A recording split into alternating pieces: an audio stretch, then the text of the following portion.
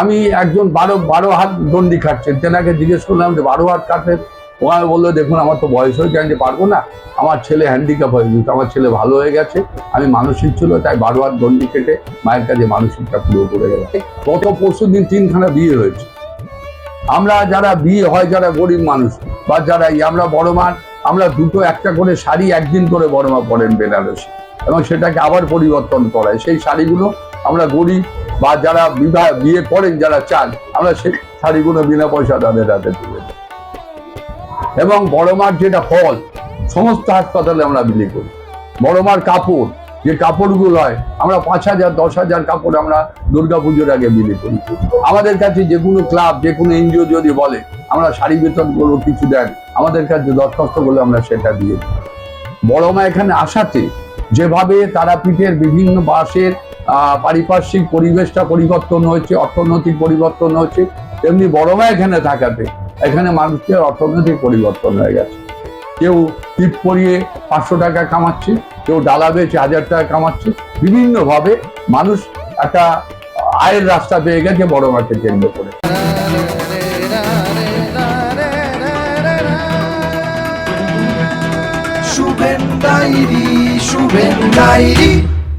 নমস্কার, শুভেন ডায়েরিতে আপনাদের স্বাগত।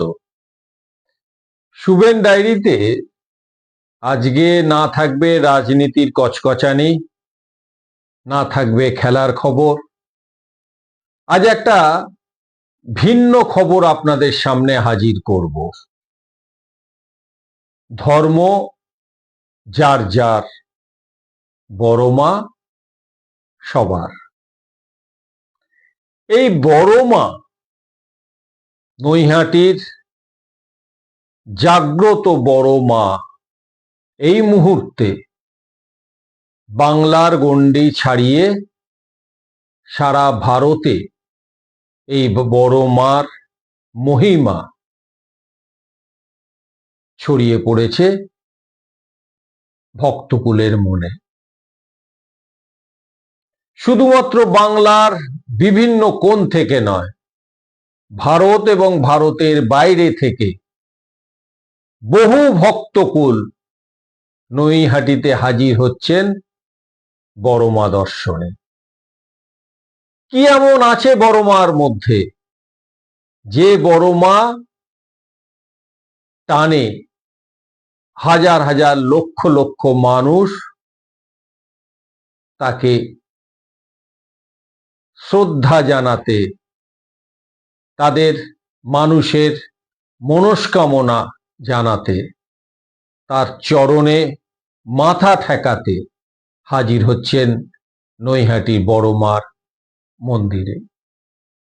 কি বলছেন এই বড় মা মন্দির ঘিরে ট্রাস্টি বোর্ডের সভাপতি, নৈহাটি পৌরসভার পৌর প্রধান অশোক চ্যাটার্জি, শুনে নি।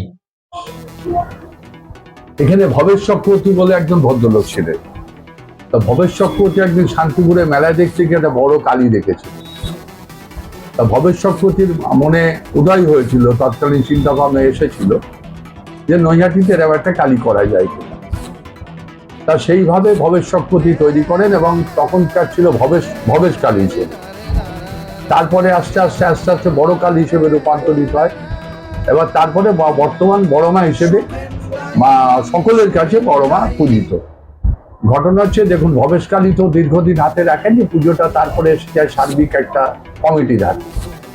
এবং আমরা তৎকালীন দেখেছিলাম যে বড় মার যে ভক্ত, বড় মার যে প্রতি মানুষের শ্রদ্ধা, বড় মার প্রতি যে মানুষের বিশ্বাস, দেখুন একটা কথাই আছে, বিশ্বাসের মিলায় বস্তু তর্কে বহু।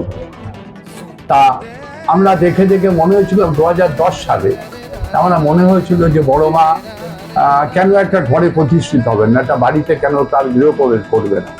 দেখুন বিভিন্ন জায়গায় পীঠ আছে, যেমন আপনি বললেন তারাপীঠ আছে, আপনি বললেন আমরা জানি কঙ্কালীতলা আছে, সিদ্ধপীঠ হিসেবে আমাদের দক্ষিণেশ্বর আছে, সিদ্ধপীঠ হিসেবে তারাপীঠ আছে, আমাদের সিদ্ধপীঠ না তারাপীঠটা, হ্যাঁ সিদ্ধপীঠ তারাপীঠ আছে, আমাদের দক্ষিণেশ্বর পীঠ সিদ্ধপীঠ, আমাদের কালীঘাটটা পীঠ, এইভাবে বিভিন্ন কিছু জায়গায় সিদ্ধপীঠ আছে, সেই সিদ্ধপীঠের মা হিসেবে বড় মা বর্তমান প্রতিষ্ঠিত।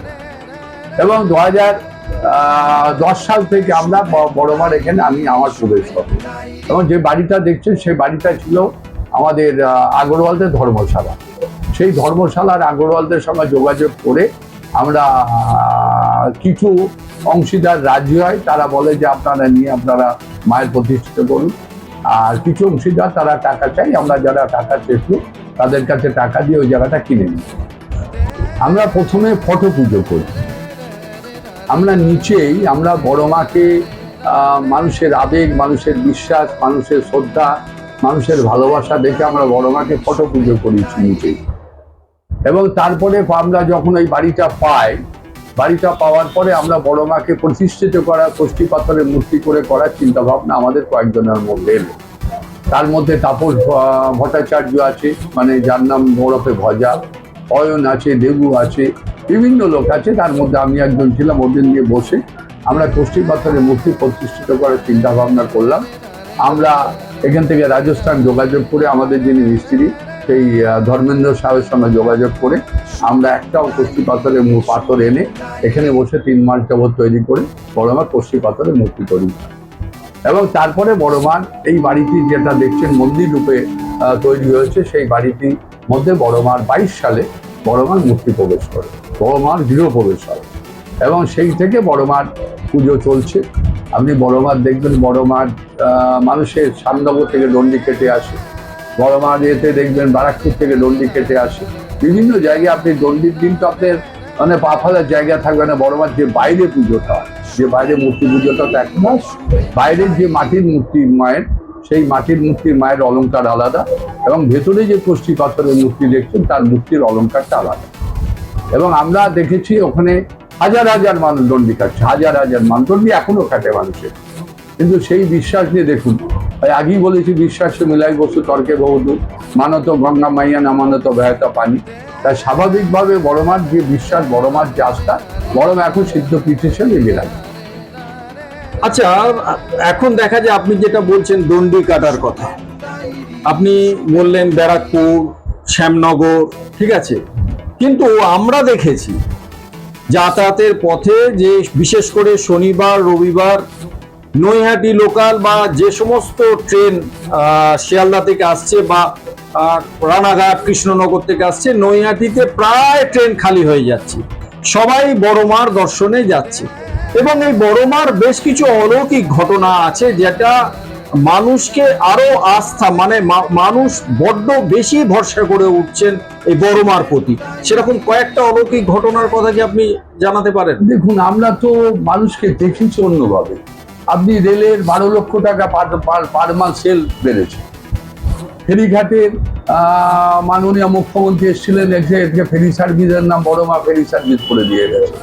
মাননীয় মুখ্যমন্ত্রী মমতা বন্দ্যোপাধ্যায় এসে এখানে বড় মার ওখানে ফাঁড়ি করে দিয়েছেন বড় মার ওখানে, বড় মার সম্পত্তি রক্ষা করার জন্য। এবং মাননীয় মুখ্যমন্ত্রী মমতা বন্দ্যোপাধ্যায় তিনি পার্থভূমিকে কথা দিয়েছিলেন, আমার যিনি বর্তমান সংসদ পার্থভূমিকে কথা দিয়েছিলেন যেখানে বড় মার এখানে হাইমাস লাইট থেকে শুরু করে তিনি 20 লক্ষ টাকা সংসদ কোটা থেকে দিয়ে গেছে। এবং এখানে অভিষেক বন্দ্যোপাধ্যায় বসে আমাদের যুব মানুষের যিনি চিন্তাধারা, যার যুব মানুষের সৈনিক, যুবকের সৈনিক মানে এখন পশ্চিমবঙ্গে, তিনি এসে এখানে পুজো দিয়ে গেছে। এখানে বড় বড় মন্ত্রী, বড় বড়, একটা কথা আপনাকে বলি, বড় মা এখন সারা বিশ্বে পুজো, ডলার আসে। আমি সেদিন বসে দেখলাম 4টে না 6টা ডলার এসছে, আমেরিকান ডলার অনলাইনে পাঠিয়েছেন বড় মার পুজোতে। বড় মার গত পুজোতে 12 লক্ষ টাকা বড় মার অনলাইনে পুজো এসছে, 12 লক্ষ টাকা অনলাইনে পুজো এসছে। আপনি এই কথা বলছেন, বাংলাদেশ থেকে মানুষ এসে দণ্ডি কাটে, ত্রিপুরা থেকে মানুষ এসে দণ্ডি কাটে, আসাম থেকে মানুষ এসে দণ্ডি কাটে। বর্তমান এখানে যেটা অভাব সেটা হচ্ছে বড় মার যাত্রী নিবাস। মানুষ এসে থাকার জায়গা খুঁজছে, কেন থেকে গঙ্গার চান করে তারা মায়ের পুজো দেবে, এই চিন্তা ভাবনা নিয়ে মানুষ এখন থাকার জায়গা খুঁজছে। ঝাড়খণ্ড, উত্তরাখণ্ড, আমার বিভিন্ন জায়গা থেকে মানুষ এসে, আসাম, একটা যারা ট্যুর পার্টি আসে বাসে করে, তারা তারাপীঠ হয়ে বড় মা হয়ে তারা দক্ষিণেশ্বর হয়ে তারা বাড়ি ফেরত যান। এইভাবে বড় মা মানুষ, দেখুন আরেকটাই বলেছি, মানুষের বিশ্বাস অনেক আছে। মানুষ, আমি একজন 12 হাত দণ্ডি খাচ্ছেন, তেনাকে জিজ্ঞেস করলাম যে 12 হাত কাটেন, ও আমি বললো, দেখুন আমার তো বয়স হয়েছে, আমি যে পারবো না, আমার ছেলে হ্যান্ডিক্যাপ হয়ে গেছে, আমার ছেলে ভালো হয়ে গেছে, আমি মানসিক ছিল তাই বারোয়ার দণ্ডি কেটে মায়ের কাছে মানসিকটা পুরো করে গেলাম। আমরা বড় মাকে সোনা দিয়ে মুড়িয়ে দিয়েছি। বড় মার কোনো তো অভাব নেই। আমরা এখানে গত পরশু দিন 3খানা বিয়ে হয়েছে। আমরা যারা বিয়ে হয়, যারা গরিব মানুষ বা যারা আমরা বড় মার, আমরা দুটো একটা করে শাড়ি একদিন করে বড় মা পরেন বেনারসি, এবং সেটাকে আবার পরিবর্তন করায়। সেই শাড়িগুলো আমরা গরিব বা যারা বিয়ে করেন, যারা চান, আমরা সেই শাড়িগুলো বিনা পয়সা তাদের হাতে তুলে দিই। এবং বড় মার যেটা ফল সমস্ত হাসপাতালে আমরা বিলি করি। বড় মার কাপড়, যে কাপড়গুলো হয়, আমরা 5,000 10,000 কাপড় আমরা দুর্গাপুজোর আগে বিলি করি।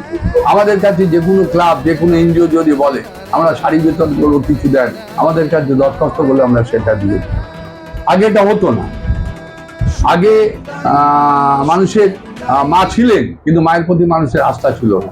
এখন মায়ের প্রতি মানুষের আস্থা, বিশ্বাস, মানুষ নিশ্চয়ই তারা উপকার পাচ্ছে, তবে মায়ের প্রতি বিশ্বাস রাখে। এই বড় মার মন্দির ঘিরে এই নৈহাটির এই অঞ্চলের একটা বিরাট পরিবর্তন এবং উন্নয়ন হয়েছে। তার মানে একটা মন্দির কিন্তু একটা শহরকেও সুন্দর করে তৈরি করতে পারছে। এটা কিভাবে হলো, বা এটা যদি আপনি বিশদে একটু বলেন। দেখুন, বড় মার, আমি পৌর প্রধান এবং বড় মার ট্রাস্টি বোর্ডের সভাপতি। আমাদের বড় মা কমিটিটা আমাদের কোর্টে রেজিস্টার করা, এটা ট্রাস্টি বোর্ড কোর্ট অ্যাপ্রুভাল দেওয়া। এবং আপনি যেটা দেখছেন, এটা অরবিন্দটা 12 ফুটের রাস্তা ছিল, ফুটপাত দখল ছিল হকার বাইরে। সেই আমাদের বিধায়ক পার্থ ভৌমিক আমাদের সম্পূর্ণ সহযোগিতা করে, তখন উনি বিধায়ক ছিলেন, সম্পূর্ণ সহযোগিতা করে এই 12 ফুটের রাস্তাটা হকারকে পুনর্বাসন দিয়ে, গোপাল বসু মার্কেট করে পার্থ ভৌমিক হকারকে পুনর্বাসন, এই ইলেকট্রিক ডিপার্টমেন্টের সাথে রাজ্য সরকারের অরূপ বিশ্বাসের সঙ্গে বিদ্যুৎ মন্ত্রীর সাথে কথা বলে আন্ডারগ্রাউন্ড কেবিল লাইন টেনে এই রাস্তাটা এখন 41 ফুট। এই রাস্তাটা 41 ফুট অকুপাইড করা যে হকাররা ছিল, তাদের বিনা পয়সায় পুনর্বাসন দিয়ে এই রাস্তাটা বড় হয়েছে। এখন আপনি যেটা হলে উন্নয়ন হচ্ছে কি, সার্বিক পরিকাঠামো, অর্থনৈতিক পরিকাঠামোটার পরিবর্তন হয়ে গেছে। বড় মা এখানে আসাতে যেভাবে তারাপীঠের বিভিন্ন বাসের পারিপার্শ্বিক পরিবেশটা পরিবর্তন হয়েছে, অর্থনৈতিক পরিবর্তন হয়েছে, তেমনি বড় মা এখানে থাকাতে এখানে মানুষের অর্থনৈতিক পরিবর্তন হয়ে গেছে। কেউ টিপ পরিয়ে 500 টাকা কামাচ্ছে, কেউ ডালা বেচে 1000 টাকা কামাচ্ছে। বিভিন্নভাবে মানুষ একটা আয়ের রাস্তা পেয়ে গেছে বড় মাকে কেন্দ্র করে। দেখুন, একটা কথা আপনার চ্যানেলের মাধ্যমে বলি, স্রষ্টা থাকবে না, সৃষ্টি থাকবে। হয়তো আমি থাকবো না, পার্থ ভৌমিক থাকবে না, আমাদের হয়তো যারা প্রতিষ্ঠিত করেছে মাকে তারা থাকবে না, কিন্তু মা এখানে বিরাজমান। মা এখানে সিদ্ধ পীঠে, মা দিনের পর দিন থাকবে। আপনি বললেন যে একটা যাত্রী নিবাসের ভীষণভাবে প্রয়োজন, তো সেই বিষয়টাকে নিয়ে আপনারা ভাবনা চিন্তা করছেন? 100 বার আমি ভাবনা চিন্তা করছি। আমার প্রিয় ভাই সংসদ পার্থ ভৌমিক ভাবনা চিন্তা করছে, আমার বিধায়ক ভাবনা চিন্তা করছে, আমরা সবাই মিলে চিন্তা করছি।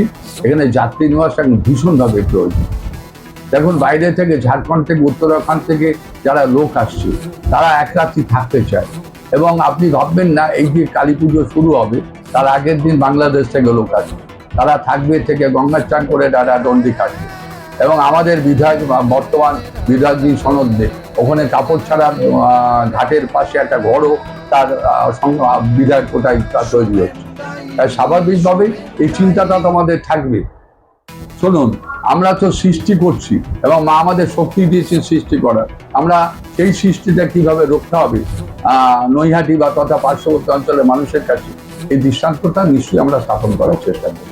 একটু বলবেন যে প্রতিদিন বহু বাংলার বিভিন্ন কোণ থেকে মানুষ আসে বড় মা দর্শনে, পুজোর সময় এবং মন্দির খোলার সময়টা কি? আমরা 7টায় মন্দির খুলে দিই, 2টো পর্যন্ত মন্দির খোলা থাকে। 2টো থেকে 4টে মায়ের ভোগ নিবেদনের জন্য মন্দির বন্ধ থাকে, আবার 4টের পর থেকে 8টা পর্যন্ত খোলা থাকে। অনলাইনে যে পুজোর কোনো সব সিস্টেম আছে, এটা একটু বলবেন কিভাবে? সব সিস্টেম আছে, অনলাইনে পুজোর সিস্টেমটা আমার যেদিন আছেন ওখান থেকে আপনি ইয়েতে মারবেন, বড় মায়েতে তারা বেরিয়ে যাবে, তাতে অনলাইনে সিস্টেম আপনার করতে পারেন। নমস্কার। নমস্কার, ভালো থাকবেন, ভালো থাকবেন, সুস্থ থাকবেন। বড় মার আশীর্বাদে সবাই ভালো থাকুন। জয় বড় মা।